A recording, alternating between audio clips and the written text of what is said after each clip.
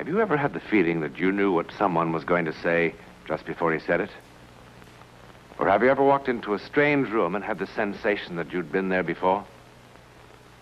Well, if you have, you've taken a small step beyond. Now watch a giant step.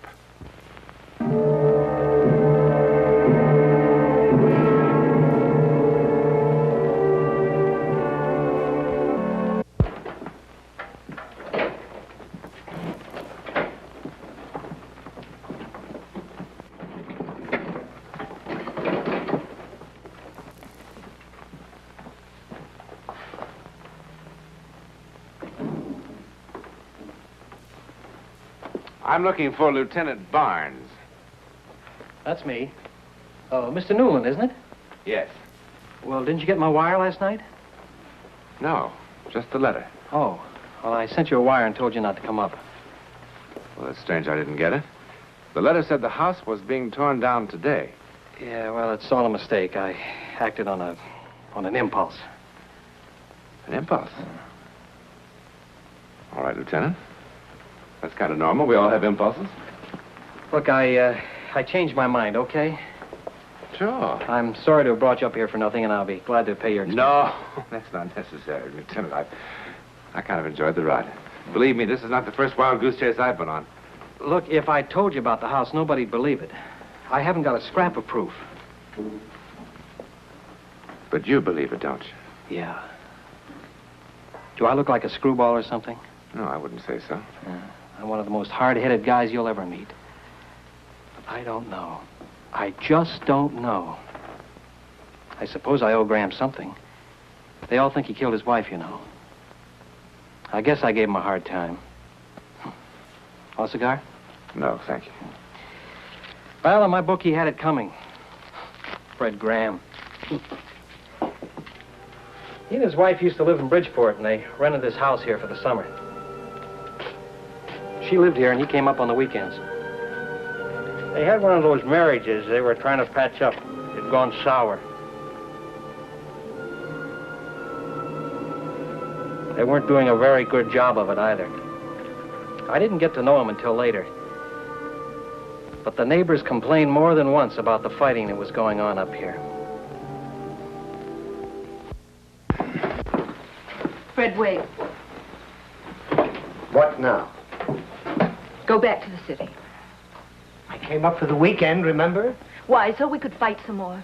We didn't fight tonight. You were quiet as a mouse. It was a pleasure. We aren't going to fight any more at all. The neighbors will be glad. I mean it, Fred.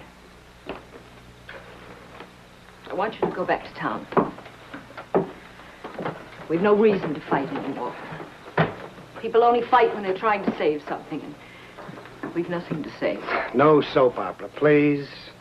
We were much luckier than a lot of people. We had some wonderful years together. Now the only reason we stay together is that we're afraid to tell each other the truth, that's all. Which is? That it's all over. We don't have one single reason to stay together 1 minute more.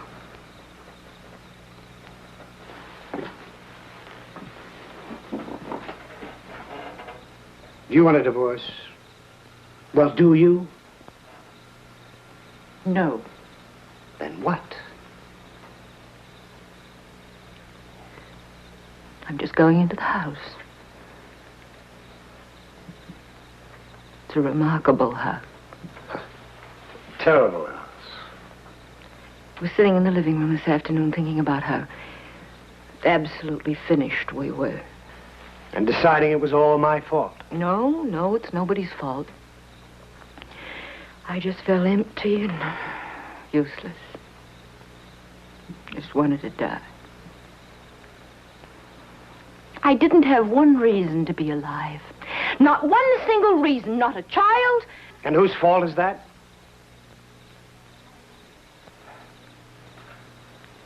Not a husband. I felt like this before. I've taken a sleeping pill or a drink and slept it off, but this afternoon in that house, something happened to me. It was like I don't know how to explain it. It was as if I could translate my not wanting to exist into actuality.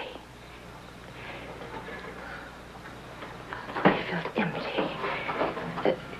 As if I were being swallowed up, as if I'd reached the point of zero. I thought, if I look into a mirror, there won't be any reflection. And if I stand in front of the light, there'll be no shadow. Come on, Ruth, it's late. All I have to do is let go. Really let go. And it would be the end of me.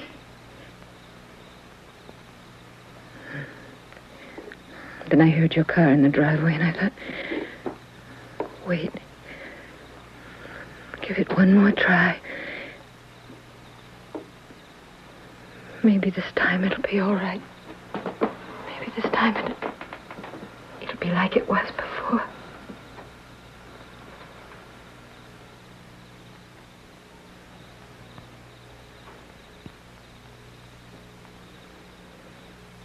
How silly.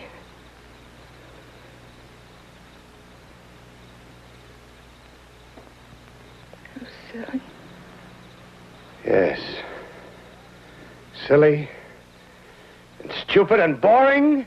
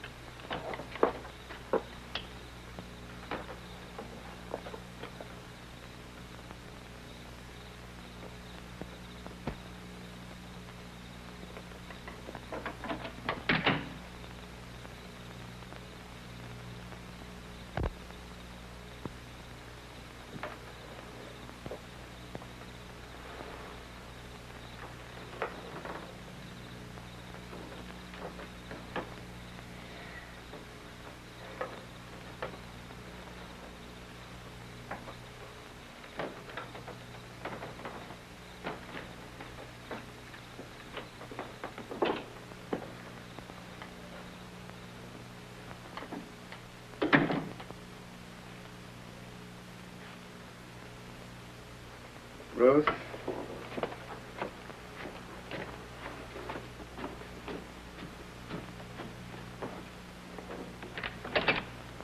Ruth, why don't we stop all this nonsense and try to get along like grown-up people do?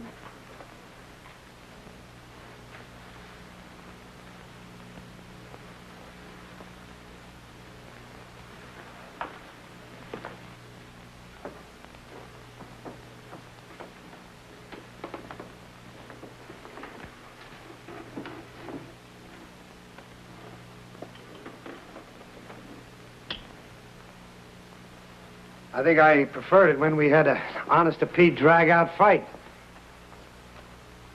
Didn't you?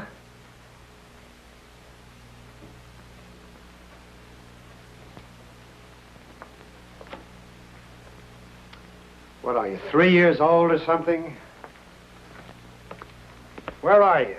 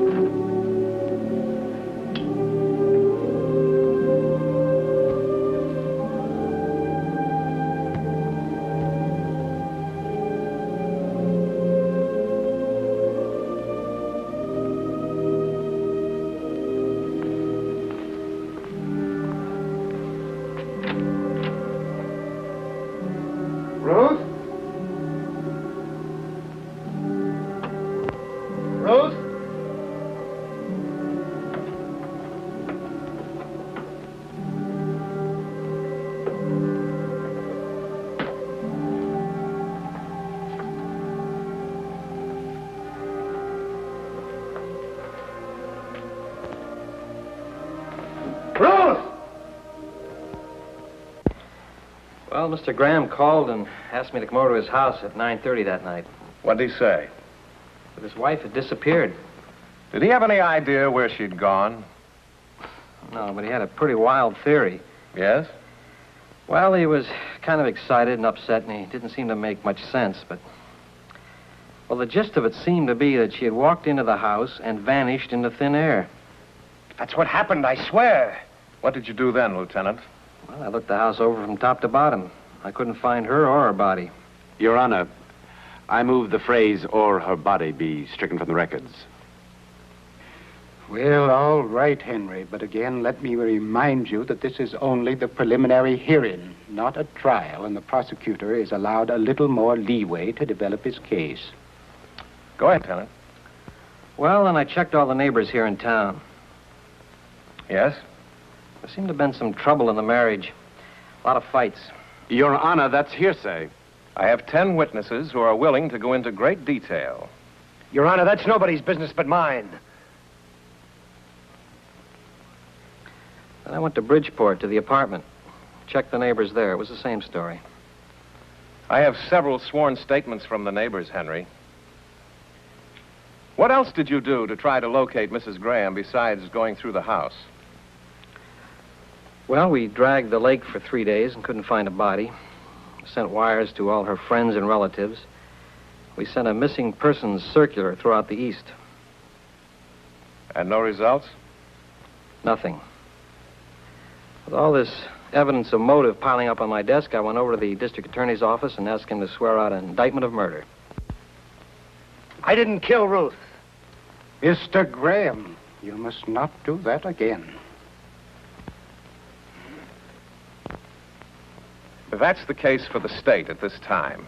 Except that I would again like to point out that perhaps people disappear into thin air in India or places like that, but not in good old Connecticut. And I strongly believe that we have enough evidence to hold this man for trial. Based on what's been presented today, the court must find that the prosecution has failed to make any case at all in the important area of corpus delicti. Lacking circumstantial evidence that a crime has been committed, the charge of murder in the first degree is dropped. Does that mean I'm free? Sounds like it, doesn't it? Thank God. Let me urge the prosecutor to continue his investigations, and let me assure him that should there be new evidence, this court will be very happy to cooperate to the fullest in the cause of justice.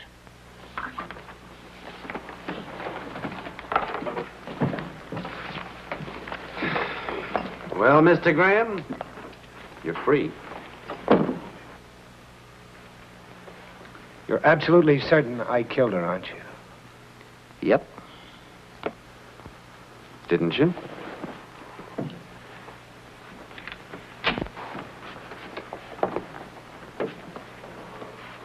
Nice going, Graham.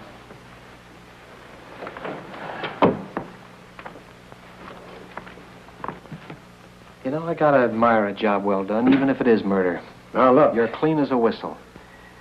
So pack your suitcases, lock your house, go back to Bridgeport, and have a big laugh. But let me warn you, if I so much as find one hair of her head, one blood stain, one fingernail, I'm going to get you if it's the last thing I ever do.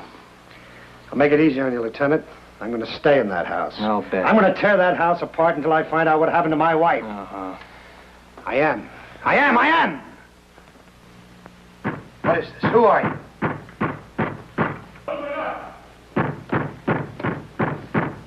Answer me. Who are you? Stop it!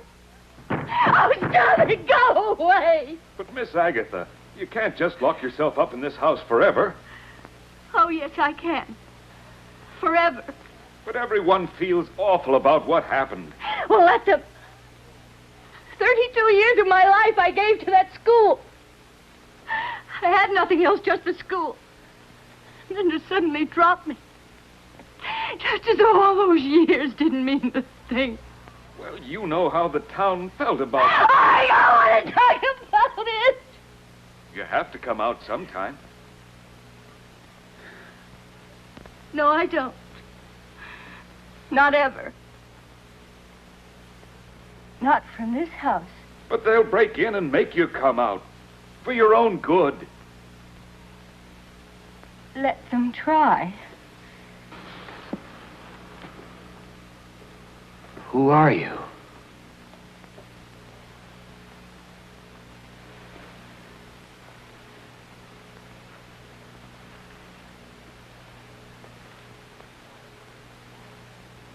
Answer me. Who are you?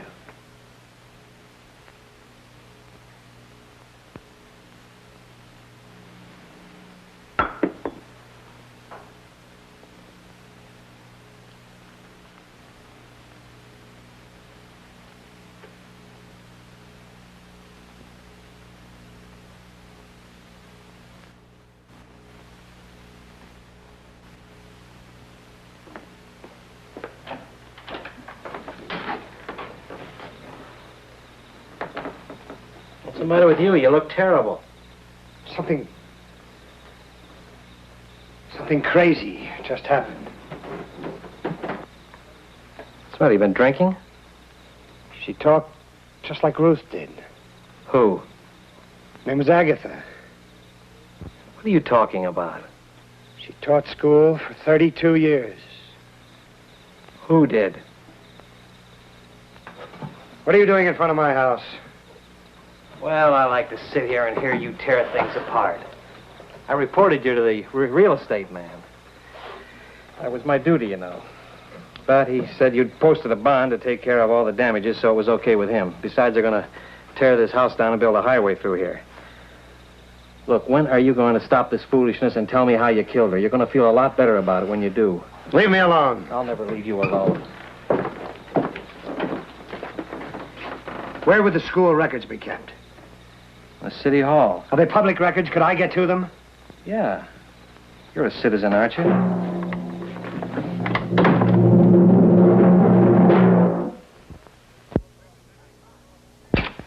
Where have you been? I called your office 10 times. I had things to do. You decided to tell all? Ruth wasn't the first. There were two others. Two other what? This house. There's something about it. Ruth said it was like being swallowed up. She said if she looked in a mirror, there wouldn't be any reflection. What are you talking about? I don't care what you think. Read this. It's a very old newspaper, October 24th, 1858. Read what it says about Agatha Dunlap under the headline, Strange Disappearance. All right, what's the name of the game we're playing now? She was fired for being an abolitionist. Yes, right here in New England. So what's that got to do with anything? She lived in this house. Then when she had nothing to live for anymore, she locked herself in, and nobody ever saw her again. So? It says so right here in black and white. I don't care if it says it in orange and blue. Nobody locks themselves in a house and then disappears. My wife did. You killed your wife. I didn't. Somebody else disappeared the same way. It mentions him in the same article.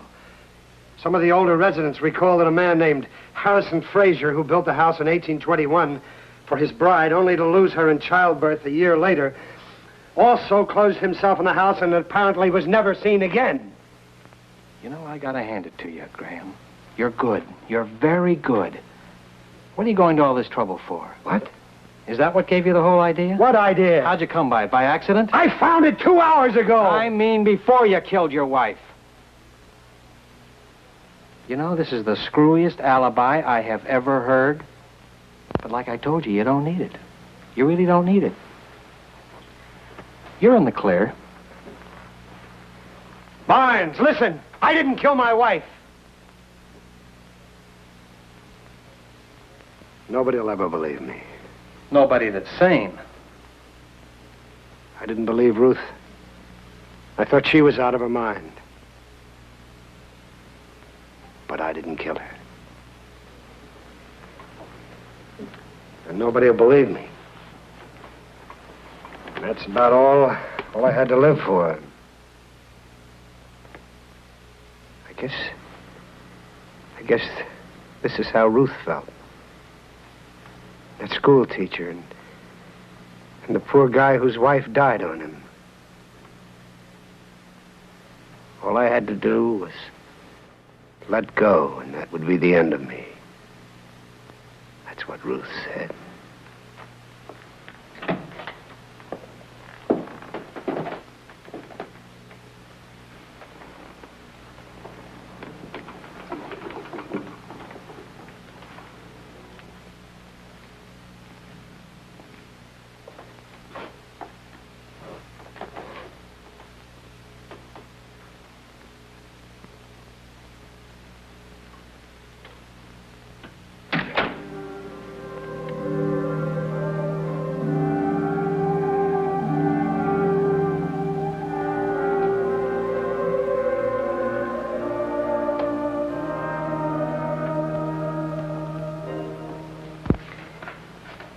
But he wasn't in the house. He wasn't there. Well, be logical. How can that be? Well, it's happened many times before, Lieutenant. People have simply vanished from ships, airplanes, and houses just like this, without a trace. Look, nobody in town knows about this. They all think he took off, so if you do decide to use any of it, change the name or change the place, change anything, will you? I understand, sir. Okay. Thank you. Where can he be? I haven't the slightest idea.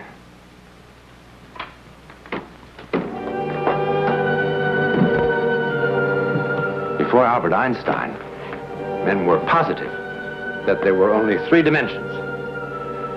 Now we are equally positive that there are only 4. That is until someone discovers a 5th dimension. Or perhaps it's already been discovered by people like Mr. Graham.